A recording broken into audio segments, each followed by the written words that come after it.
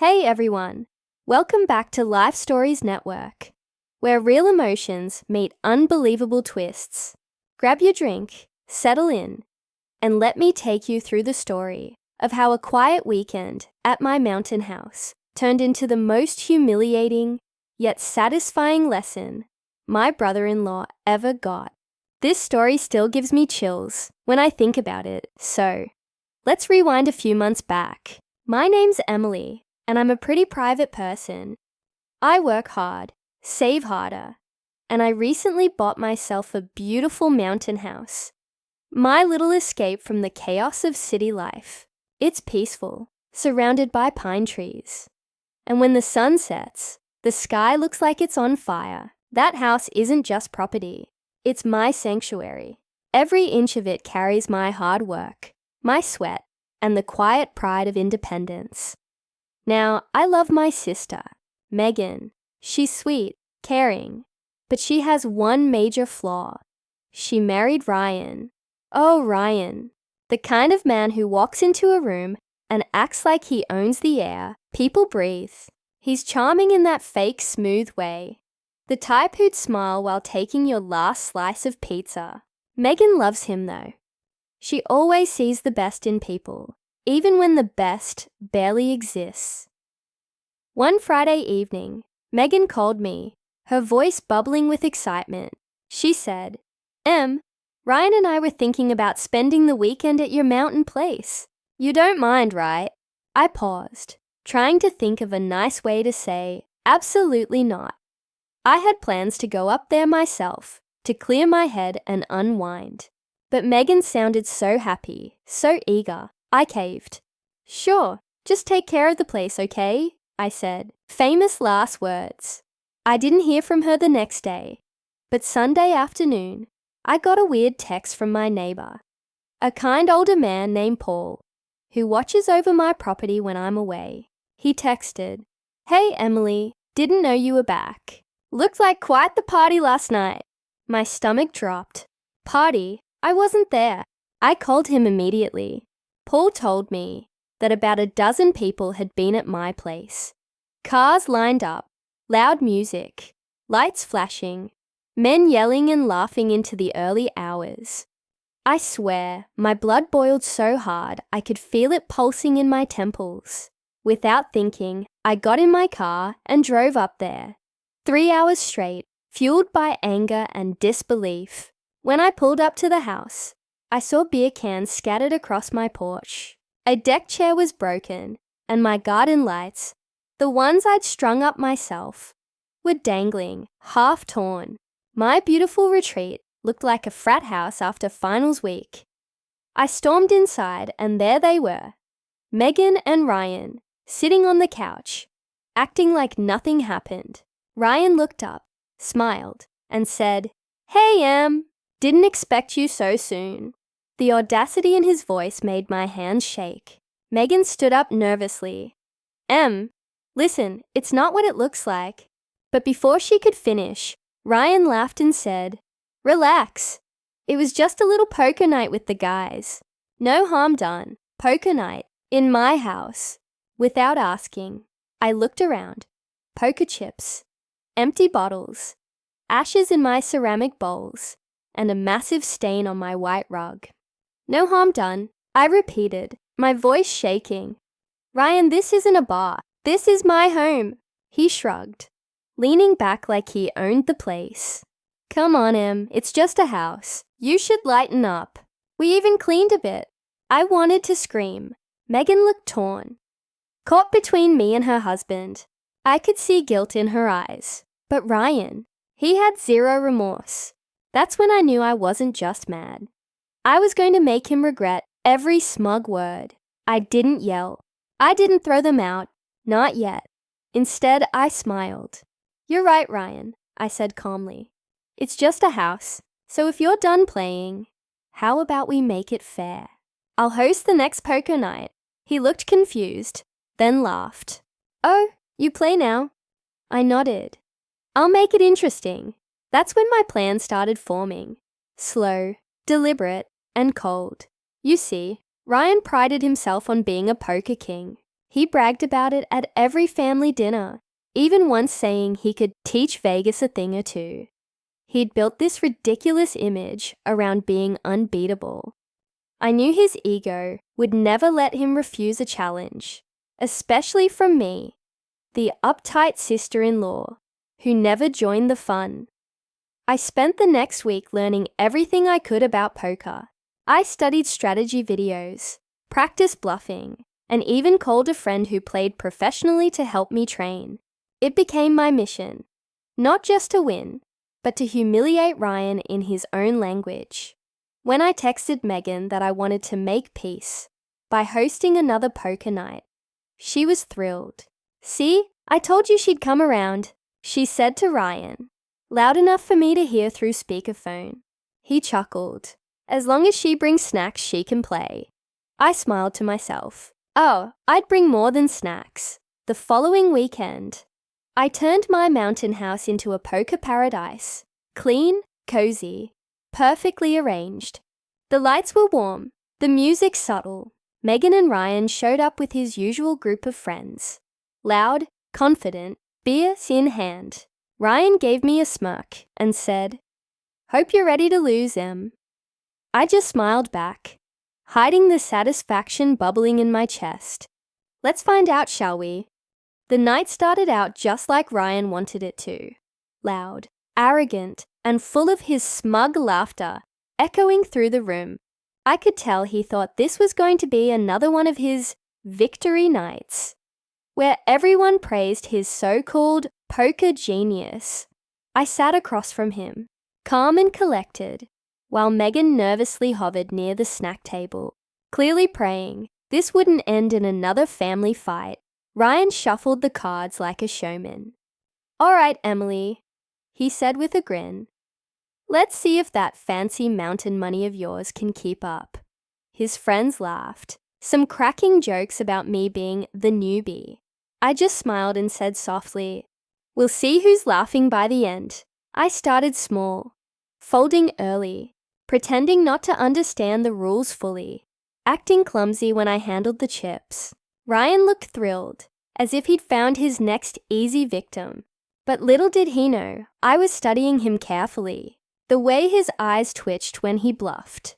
How his left hand always rubbed his ring when he had a good hand. Every little detail became a piece of my weapon.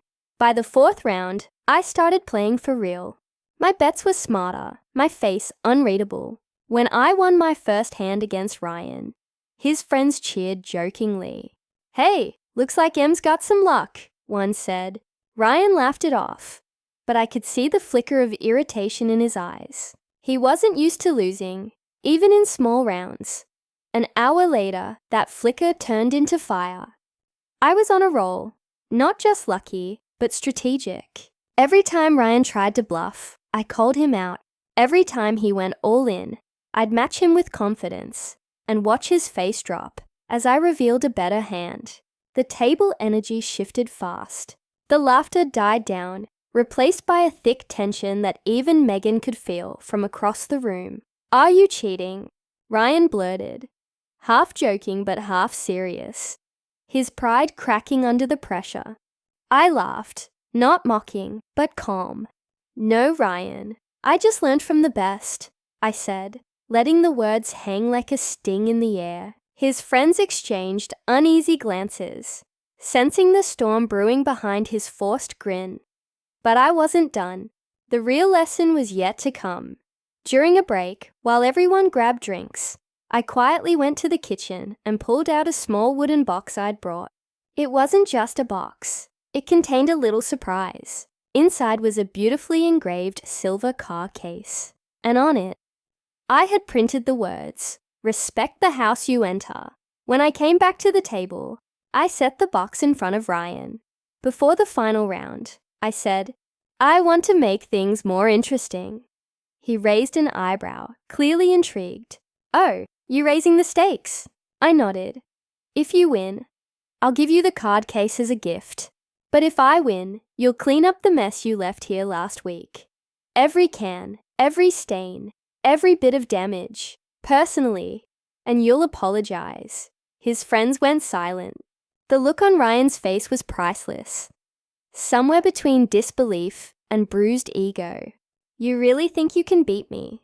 he said, laughing nervously. "You're on." That final round felt like a movie scene. Everyone leaned in, eyes glued to the cards. The tension was electric. I kept my cool, matching his bets, letting him believe he had the upper hand. When he smirked and went all in, Megan whispered, "Ryan, don't." But he ignored her. "Call," I said softly, sliding my chips forward. When we revealed our cards, time slowed. Ryan had a strong hand, but mine was stronger. His confident smile collapsed in slow motion. For a second, he just stared, as if he couldn't believe what had happened. Then he slammed his cards down. "This is ridiculous," he shouted. His friends tried to calm him down, but I leaned forward, my tone steady. "A bet's a bet, Ryan. I believe you owe me something." The room went quiet, except for the faint sound of wind outside the window. Megan looked at me, guilt in her eyes, then at Ryan, who looked like he'd swallowed a lemon. After a long, tense silence, he muttered, "Fine." The next morning, I watched him drag trash bags across the porch, grumbling under his breath. Every can, every cigarette butt, every spill.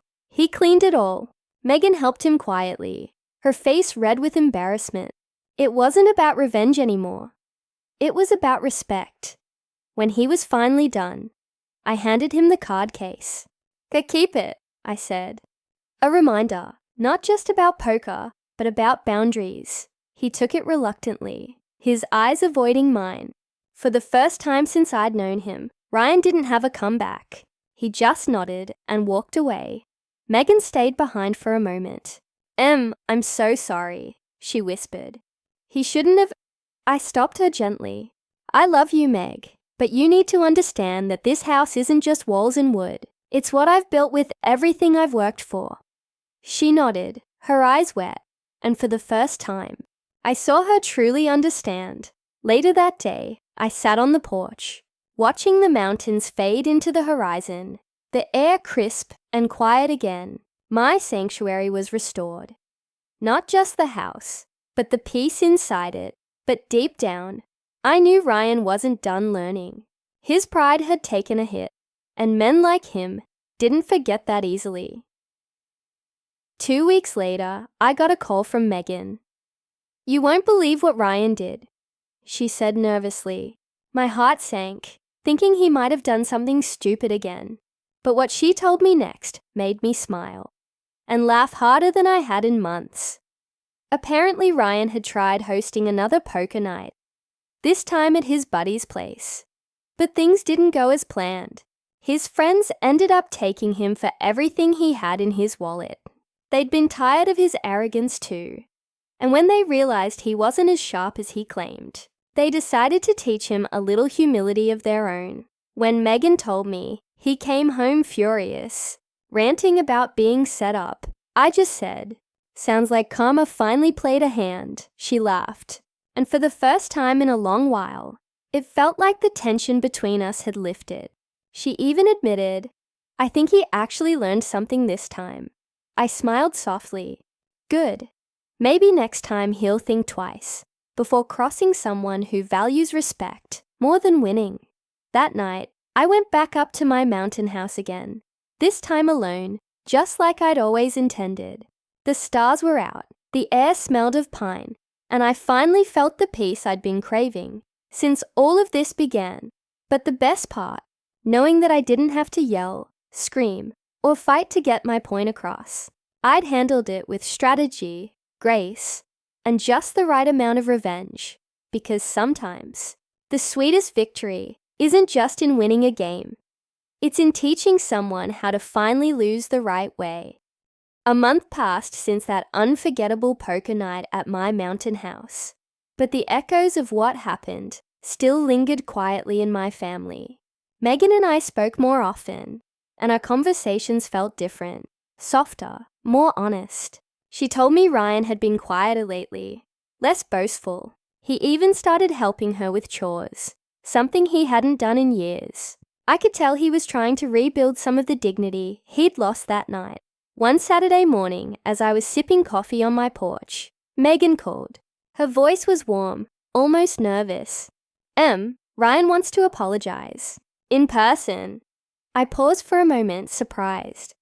Really? She chuckled nervously. Yeah, he's been talking about it for days. Says he owes you one. Later that afternoon, I heard a car pull up the gravel driveway. I peeked out and saw Ryan stepping out, hands in his pockets, looking more human than I'd ever seen him. No cocky grin, no swagger, just a quiet, serious man. Megan followed behind him, smiling at me softly. Hey, he said as he approached the porch. Can we talk? I nodded, motioning for them to sit. The mountain air was cool, filled with the smell of pine and the faint sound of wind brushing through the trees. Ryan took a deep breath. Listen, I was a jerk. No excuses. What I did, inviting my friends over, trashing your place, acting like it was no big deal. That was wrong. I disrespected you and your home. For a second, I didn't say anything. I just watched him, trying to gauge if this was another one of his half-hearted apologies. But then he continued, his voice steady but sincere. When you beat me that night, I was angry. Not because I lost, but because you showed me something I didn't want to see. You played smarter, calmer, and better than me, and you didn't need to yell or make a scene to prove your point. That got to me. Megan looked at me, smiling with quiet relief. Ryan went on. I realized that I've spent so much time trying to prove I'm the best that I stopped respecting the people around me, especially you. So, I'm sorry, Emily, really. I felt something in my chest soften. It wasn't easy for him to say those words. I could tell. I smiled gently. Apology accepted, Ryan. Just don't make me pull out those poker cards again. He laughed. The first genuine laugh I'd heard from him in a long time. Megan giggled too, covering her face. Please don't, she said. I don't think he can handle another loss. We spent the afternoon together. No tension, no competition, just quiet conversation. I even cooked dinner for us. It felt peaceful. As the sun dipped behind the mountains, painting the sky in shades of gold and orange, Ryan stood up and said, You know, Em, this place really is special. I get why you're so protective of it. I nodded. It's not just a house, Ryan. It's a piece of my heart. I worked for years to have this. Not for luxury, but for peace. That's something I won't ever let anyone take from me. He nodded slowly. I get that now. As they drove away later that night, I stood on the porch, feeling a strange mix of closure and gratitude. Not every story ends with a neat bow. But sometimes, just sometimes, life gives you the rare satisfaction of seeing people change. Even the ones you never thought would. Weeks later, I got a message from Ryan. It was short but meaningful. Hey, having the guys over tonight. Just board games. No poker. Thanks again for teaching me a lesson I didn't know I needed. I smiled. That message meant more than any apology could. It wasn't just about the poker night or the mountain house. It was about boundaries, respect, and how sometimes people just need a little reminder of what truly matters. That experience taught me something too. For years, I thought keeping peace meant staying quiet, avoiding confrontation, swallowing frustration, pretending things were fine.